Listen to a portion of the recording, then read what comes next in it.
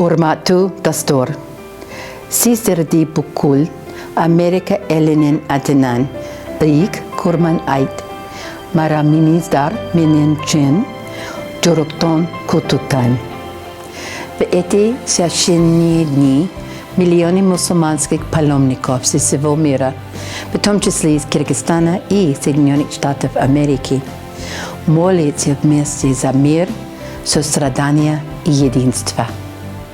Они помогают нуждающимся и, объединив усилия с другими религиозными общинами, протягивают руку поддержки страдающим от голода, болезней, угнетения и конфликтов. Это событие является важным напоминанием для нас, что независимо от того, кем мы являемся, в этом мире мы все равны.